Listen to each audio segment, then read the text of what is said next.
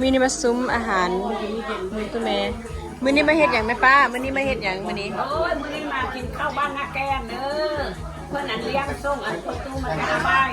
ประจามแล้วเพิ่นไปกินเลี้ยงส่งกันลาบผู้ใดมีนี่ก็เอามานะซุ้มข้าวสามัคคีเนาะทำสมัครโดยกินข้าวสามัคคีอันนี้อาหารการกินเพิ่น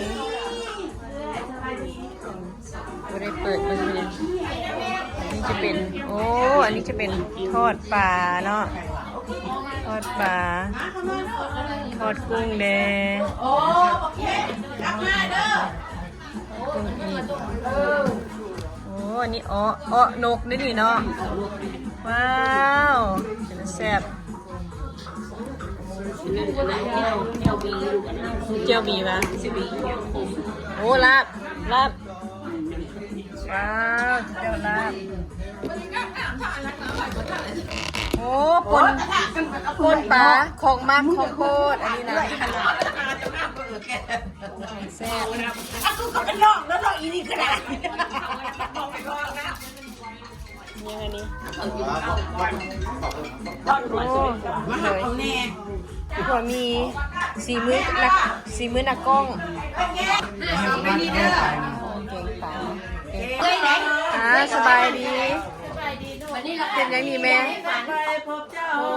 ผู้ใดซอยบักโมงามเนาะผู้ใดซอยบักโมงามคือคนซอยได้หนิเรื่องนี้งานไม่อย่างบ้าง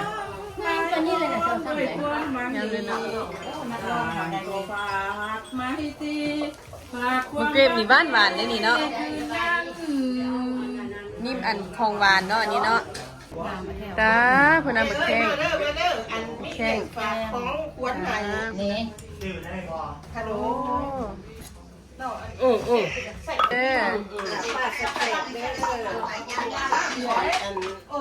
ไม่ใช่ใส่ฝากเสื้อให้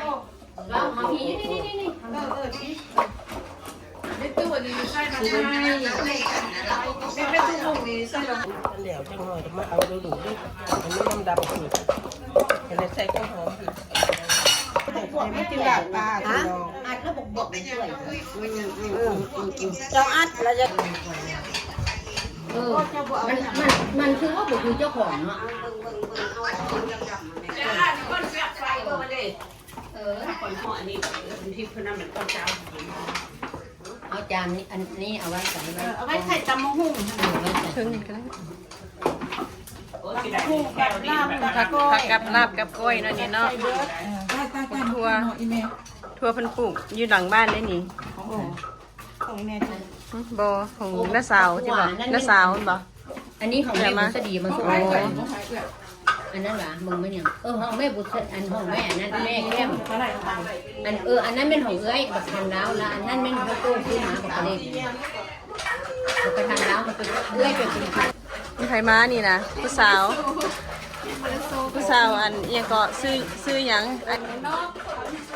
ตาที่เขาแก้วเบียร์จับไม้ดูแก้วเบียร์จับไม้ดูจับไม้อันนี้นะอันนี้มันยังแม่นของแท้มันยังไม่อะไรที่กันโอ้ยังข่าวไม่หักอาคาหน้าแล้วมันก็ละเอียดละ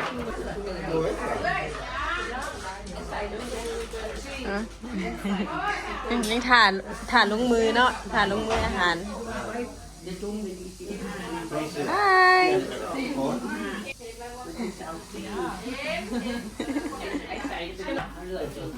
ยี่นอกเย็นอยู่ได้ยี่นอกเย็นอยู่โอ้จองเย็นไว้มานำ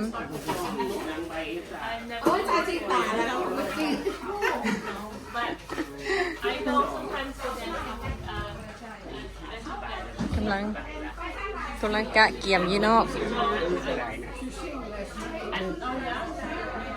เกิดเดือน4วันที่12 เดือน2อาหารฝรั่งมาจำลาบูเนาะเป็นฝรั่งนะเป็นลาวเนี่ยคนละครึ่ง